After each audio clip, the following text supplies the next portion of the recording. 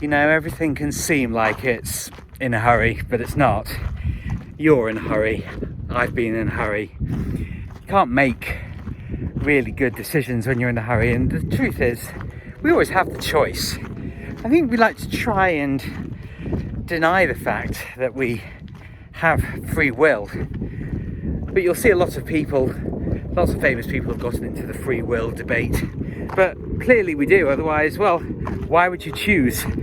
What would be the point of a debate if you didn't have the freedom of choice to actually be there? I mean, it's quite an obvious answer that we do have free will in how we conduct our lives, whatever the circumstances. You know, we see people in the worst periods of history, but they still exercise their right to be free. And I've talked a lot actually about prisons, and there's a massive prison that's trying to get other people's approval, and when you're constantly trying to, you know, get things right, must do it the right way, must do it this way and not that way. And I was quite proud, actually. I quite like the idea that I put in my blog post that, you know, life isn't a prefix menu. There isn't just one or two or three methods. There are many different ways that you can live your life. But we want approval for them all the time. We want to be liked, and we want to desperately try and convince other people or be convinced of things ourselves. Well, of all of the, got to be honest, of all of the podcasts and interviews and stories that I've read, the people that really do amazing things or live life in an amazing way, I'll tell you what, some of them had ideas about what they wanted, some of them didn't, but they just tried things. It's not complicated. It's actually incredibly simple. It's quite hot here today. I'm just wiping. A little bit sun-kissed this evening. It is stunning. The beautiful sun and beautiful landscape. You know, appreciate all of the good things. We don't stop to do any of it, and constantly trying to squeeze ourselves into tighter and tighter spots, and it's totally unnecessary. But we do it anyway. We want to be with the pack. It is a brave thing to step out on your own. I don't care what anybody says. We're not programmed, you know, to voluntarily put our heads on the chopping block, but which is what it feels like. But having been working with my therapist now for quite a while, I know that the best moments come are when I just act, not necessarily impulsively, but without placing too much pressure on myself and just worrying about the uncertainty. We can actually withstand a huge amount as human beings, but often we'll choose to be very small and contained and not be particularly adventurous. And being adventurous is not for everybody, you know, I understand that. But before I came out, I was actually watching an interview with, I think he's a sporting person. I hadn't heard of him before, but there were a couple of people that I had watched in different interviews, and they were interviewed by this man called Liam Tufts, Tuffs, Liam Tufts, and he was interviewing Bonnie Blue, you know, the internet prostitute, basically. And it was really, really bizarre because, well, fascinating. Because it's very difficult to tell what's true online. Everything would be faked with AI. It was blah, blah, blah. But she was just sat there. There were also people going down the rabbit hole, getting pictures that, you know, from when she was younger, kind of claiming that she's actually not a woman, that she's a bloke. And I mean, who the fuck knows, frankly? Who knows? It's all a bit of drama, all a bit of pantour. But she was just sat there, and if everything that she's done is real, and this guy was interviewing her, she was just sat there totally matter-of-factly, clear as day, just saying, yeah, I really like doing that, and my parents support me. And you're thinking, God, what a bizarre world. What a bizarre world, which is, you know, following this interview with the aspiration of sleeping with 1,000 men. Well, she won't be doing much sleeping. Having sex with 1,000 men in one day. I mean, we do pedestalize some very, very bizarre things. But you just, regardless of what you think, people are going to do what they're going to do. They're going to think what they think. And there's absolutely no reason why you can't live your life.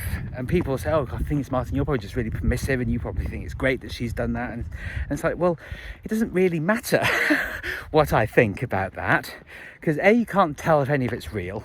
B, whatever I think about it, she's going to do it anyway.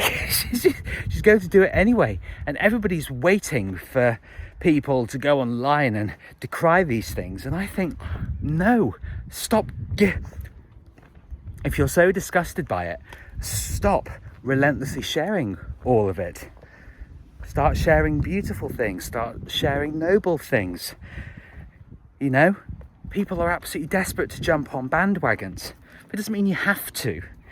I've noticed a really fascinating trend now that everybody who a few years ago railed against the echo chamber, you know, the leftist echo chamber on Twitter before Elon took it over, I now notice that with the people that I'm following, and you realise that we all get into echo chambers of some kind, with the people that I'm following, if I see a video, whatever it is, you know, protest in London or some hideous event happening in the Middle East, because when isn't there a hideous event happening in the Middle East? And again, I've got absolutely no idea what the true story is, what the true event actually is. I'll see one person sharing the video, and then all of the other big accounts will be sharing the exact same video as well. And I just think, all of you are echo chamber, all of you are woke, all of you are virtue signalers, all of you have to pile in on in. And I just, no, it's, you know, and I understand the temptation. Oh, well, you know, this is what we believe on our side. And it's like, well, yeah, stop being on everybody else's side. Stop fucking being on your own. It's so hilarious.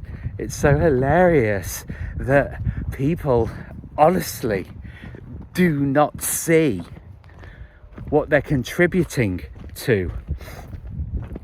What I do with my content is share everything in as open and as honest and as real way as I possibly can. I don't go for massive editing, which you can probably tell. I don't go for, you know, glossy or sensationalist stuff.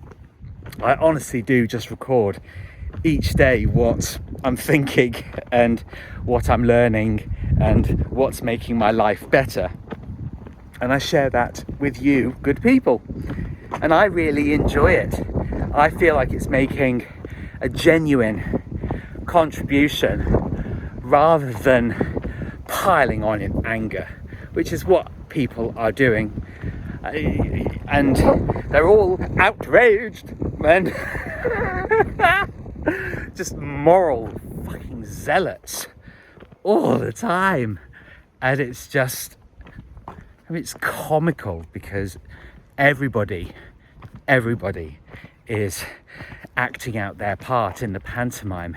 And I do actually wonder, with the speed and ferocity of what they're sharing, I wonder if they're actually even fully conscious that they're doing it. I don't know. Maybe they are, maybe they aren't, but not my bag, you know? Really just not my bag. It is up to people what they do, but don't fall for the drama. Don't fall for it. Just because everybody else is doing it, it doesn't mean that you have to. You have choice, gentlemen. You have the choice of how you conduct your life, what you do with it. And I think there's great nobility in choosing to walk the path untread, i.e. the rest of your life. Do it your way.